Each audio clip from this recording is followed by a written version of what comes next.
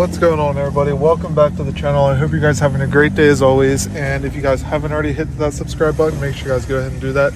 We're closing in on 2,000 subscribers, which is a huge milestone for me, so I'd greatly appreciate the subscribe. With that being said, let's go ahead and get started.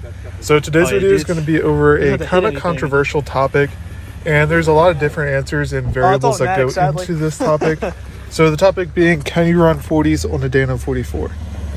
So another good question when you're going to ask yourself, should I put 40s on my, whether it be Rubicon 44s, aftermarket 44s, whatever axles you're doing, is your wheeling style. So a lot of people like to go out there and just thrash on their Jeeps, send it up hills, rev limiter, all that stuff. And if that's your wheeling style, I 100% would not recommend putting, I mean, even 37s might be pushing it if that's your wheeling style. However, there are also people out there whose preferred wheeling style is like more slow pace, kind of crawling through the obstacle, picking the best line possible. I'd consider myself kind of in that group there. I will give it some throttle when I absolutely have to, but for the most part, I just pick a line, crawl through it, pick the best line possible that I think would be easiest on my Jeep, and go through the obstacle like that. So if that's your wheeling style, I definitely think with some minor upgrades to your Dana 44 or an aftermarket 44 housing, you can run 40s on your Jeep. For example, every clip you're going to see in this video is my Jeep with a Dana 44 front. It's a Curry Rock Jog 44. It is fairly built. It's got some upgrades from the normal aftermarket housing and normal internals. But every video you see in this video will be me running 40s with that Dana 44 front. So just to give you guys an idea of that axle, it's under my Jeep. It's a Curry Rock Jog 44. It's got RCV shafts. I have 513 gears, ARB air locker, Terraflex ball joints. Besides that, that's about it. That's all that's done to that one. But it's been a pretty reliable setup. I've had zero issues with it so far, and I've done some pretty cool trails. I wouldn't say I've done anything insane with it yet. Like I said in a previous video, I definitely think that the Jeep is capable of a lot more than what so far I'm capable of driving. But that just kind of comes with experience, and the longer I go off-roading, the more trails I do, the more comfortable I'll get with the Jeep.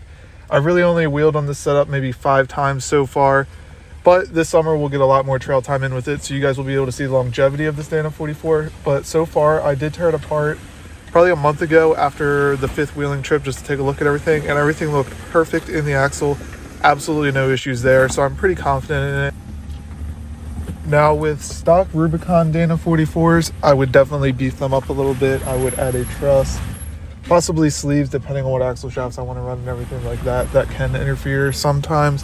Put gussets on it. There's a few things that I would definitely do to upgrade the housing itself.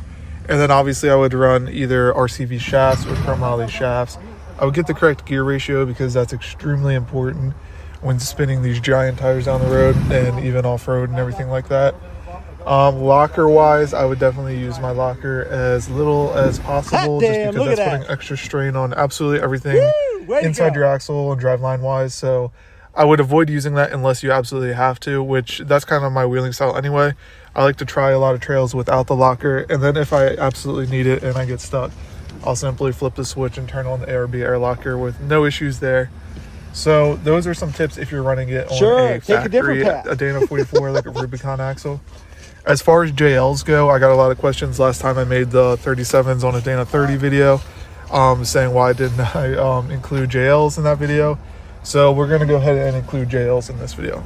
So I have a couple of friends who run 40s on their 100% stock Dana 44s and their JLs. Come on. Now, they've held up very well off-road. They have not broken anything. But the major downfall to a completely stock axle is not having the correct gear ratio. So that definitely hurts you on highway driving, road driving, and then off-road as well. But if you were only going to upgrade one thing, I would definitely get the correct gear ratio, which is a fairly expensive process. But pretty much what I've been told is you run 513s or 538s depending on your preference. And there's a few other things that go into it, such as in a Dana 44, when you get to 538s, the pinion gear gets really, really small. So it's not really as good for rat crawling or anything like that. So if you are sticking with the Dana 44 and running 40s, my suggestion would be 513s. But again, that's completely up to you. your preference. I did a lot of research when picking my gear ratio, and I did decide on 513s over 538s. But at the end of the day, it is your choice. So let's go ahead and move on to the cons of running 40s on a Dana 44. Nice. So this is pretty much the main thing you're going to see online when you ask if you can run 40s on a Dana 44 is no, you can't. But at the same time, a lot of people telling you that are people that go off-roading every single day. They do insane trails, or they're at least off-roading a couple times a month, doing the hardest trails at the park and everything like that. And sometimes some people just aren't doing that. So it falls back to your specific wheeling style, and then at the same time, what trails you're doing. So my Jeep, when I take it to, we go to Roush Creek in Pennsylvania a lot to go off-roading. My Jeep, we usually do blacks, blues, and we do some reds. Depends on who we're with for the day. I have a couple friends who keep up with the Jeep, and I have a couple friends who we do some easier trails. It should be okay. But at the end of the day, we have a lot of fun on all the trails, and the Jeep performs very well on all the trails. But I feel like Dana 44 and 40s works perfect for my use of my Jeep. Damn. And my Jeep, honestly, I hate to say it, but spends most of its time on the road, going to events, going to different shows, things like that, different Jeep meets. And it's my daily driver, so I drive it everywhere from going out to eat to hanging out with friends, stuff like that. So it gets a lot of miles put onto it on the road. So I did go with the Dana 44 and 40s just because it only goes off-roading maybe 1 or 2 weekends a month. I do plan on upping that amount of time or amount of trips this year just because I'm doing the business full time. I'll have time to get off-road. I'll have time to hit a bunch of different trails, go to a bunch of different parks. And I will give you guys a more in-depth review of the Curry Rock Jack 44 front with 40s at the end of this year after I get all this wheeling in. I do want to make a really in-depth video, a review video about these axles I'm running. And in that video, I'll tell you if I do end up upgrading to like Ultimate Dana 60s front rear, junkyard tons, anything like that. And if you guys are considering doing junkyard tons, JK Gear and Gadgets has an amazing video series. It's actually a series on doing a junkyard ton swap. So I will link that series down below in the description for you guys to check out. That's probably the most affordable way to do a 1-ton setup. If you go and buy like a Fusion setup or things like that, it will cost you a little bit more, but it will definitely be bolt in, everything done for you if that's how you order it and everything like that. So I am interested to hear from you guys. Would you run 40s on a Dana 44? If you did run 40s on a Dana 44, what upgrades would you guys consider doing? What upgrades would you guys do? Always interested to hear you guys' opinions on the topics I talk about in these videos. And I also wanted to touch on a couple things that were mentioned in previous videos.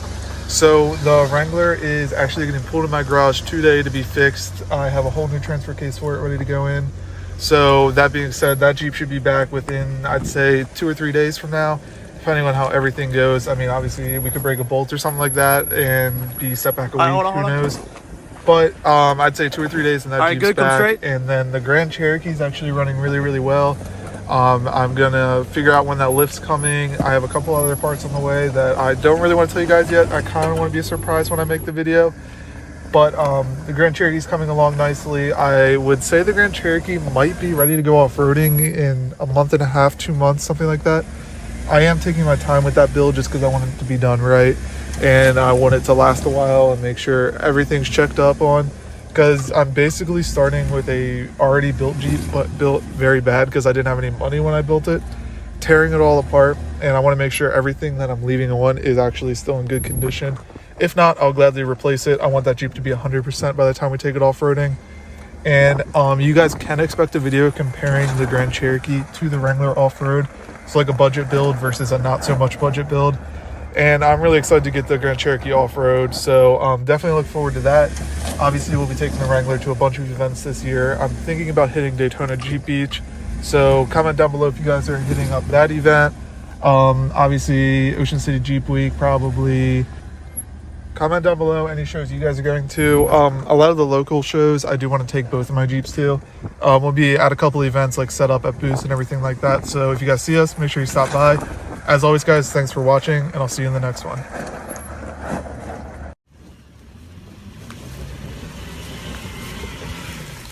Okay, rocks. All right, here's the route right here.